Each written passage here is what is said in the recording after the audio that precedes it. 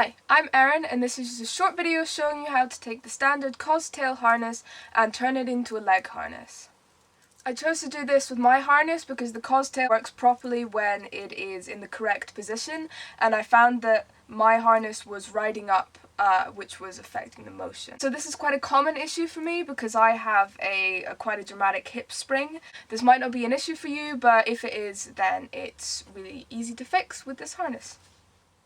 So the way that this harness works is that the lower strap we're going to wrap around our legs and then we're going to fasten, and then that way the harness can't ride up when it's tight. Now I'm going to show you two fastening methods for this harness. The first one is super quick and easy, but it's just set to your size and that's it. And the second one is a little more complicated, but it's adjustable.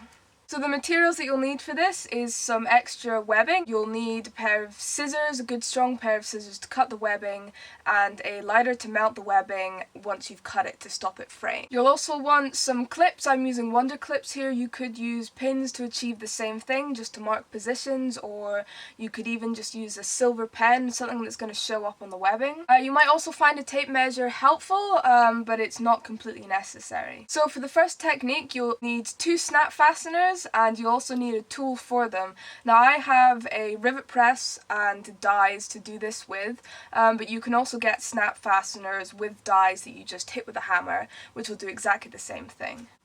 For the second method, you'll need 4 D-rings and also a sewing kit. Now you can do the sewing by hand, and if you're doing that I would recommend using a thimble. You could also use a sewing machine, which is what I'm going to do. So for the first technique, you want to put the harness on and then loop your length of webbing through the bottom section. You then want to pull it out and then wrap it around the top of your leg and pull enough through so that you can connect it back up to near the bracket on the back. Now mark where the top of this strap connects with the strap that came out by the bracket, and you could do this with a clip or a pin or a pen, and you want to hold this in place, do the same on the other side, and then take the harness off. So you need to put the snap fasteners on with the webbing looped through the bracket at the back because the snap fasteners won't fit through the slots. So now you've got your positions marked through snap fasteners. You're going to punch a hole at each of the points that you mark. You're going to start with the lower half of the snap fastener and make sure that the flat side is going to be against your skin when you're wearing the harness.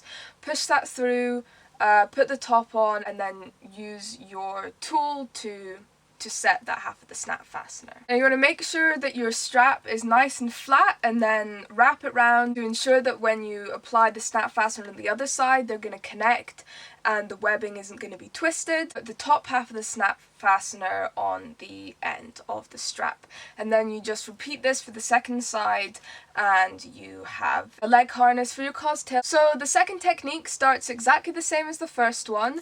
You want to put the harness on and loop the webbing through the bottom. Pull the webbing through round your leg and back to the point where it connects. You want to give yourself a little bit of extra fold back. You do the same, you mark the point where this would intersect. For this technique we're going to use 2 D-rings to loop the wrapping through, so you want to cut 2 pieces to hold these D-rings. You can just place them over your webbing and eyeball the size. Mine ended up being 9.5 centimeters long. Clip this piece onto your strap at that point of intersection, then loop 2 D-rings onto it, fold it back over and clip it on. You can sew this by hand or you can do it on the sewing machine. To make sure it's extra secure, I would recommend sewing around the shape in a box and then sewing across through the box. So I did this on my sewing machine and I made sure to go around the outside of the box twice, and then I went through the middle just once with the cross. And this made sure that it was super secure. So when you're sewing anything on the sewing machine, you need to make sure to do a practice with just some scrap webbing that you have lying around, just to make sure that the tension's right and that it's not going to mess up your sewing machine. When you're pulling out the stitches, the webbing